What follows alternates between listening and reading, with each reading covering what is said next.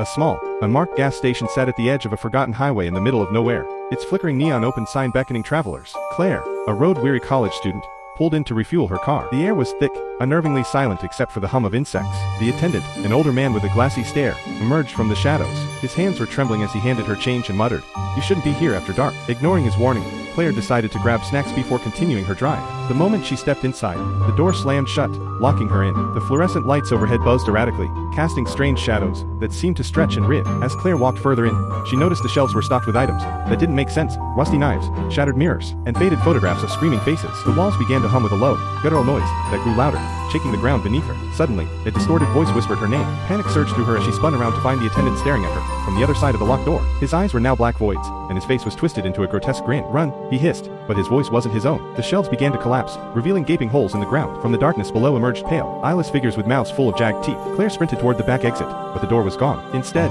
a mirror hung there, reflecting her, but not as she was now. Her reflection looked older, gaunt, and terrified, with fresh scratches and bruises on her face. The reflection mouthed, "You're already too late." Behind her, the creatures lunged. The last thing Claire heard was her own scream blending into the cacophony of voices that filled the station. When the morning sun rose, the gas station was gone, leaving only an empty lot. On the asphalt, Claire's car sat idling, keys still in the ignition, with no sign of her anywhere. The story begins on a rainy, stormy night in the city. Nora, a struggling artist in her late 20s, is heading home on the subway after a disappointing art gallery rejection. She's wet, cold, and frustrated. As she exits the subway, she notices a sleek, black umbrella left behind on a seat. No one is around to claim it, so she picks it up. When she opens the umbrella, it feels oddly heavy, and faint whispers seem to emerge from its fabric. Dismissing it as her imagination, she takes it home. Over the next few days, Nora notices strange things happening whenever she uses the umbrella. Whispers grow louder when the umbrella is open, often forming sentences like, "Don't let them in." Her surroundings seem to distort slightly while walking under it. Streetlights flicker, shadows move unnaturally. A crow lands on it one day and stares at her until she shakes it off. One night, as she sketches in her dimly lit apartment, she hears the whispers again, even though the umbrella is closed. She opens it in frustration to confront whatever is inside.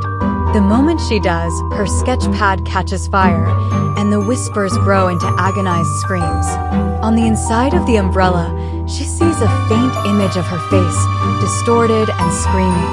The warning.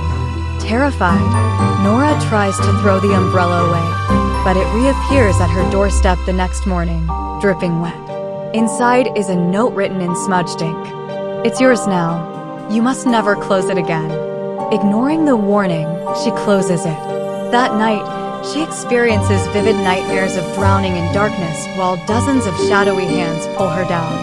When she wakes up, she finds deep scratches on her arms and legs. Climactic twist. The following night, the umbrella opens on its own in the corner of her apartment. The whispers are deafening, and shadows begin pouring out from under it. Desperate, Nora grabs the umbrella and tries to run outside. On the street, the umbrella pulls her toward an alleyway. She hears the whispers clearly now. "We need another." The umbrella snaps open violently, and Nora is pulled inside. The camera pans to the ground, where only the umbrella remains, its fabric now slightly darker. The story ends with another person, an elderly woman, finding the black umbrella on a park bench during a sudden rainstorm.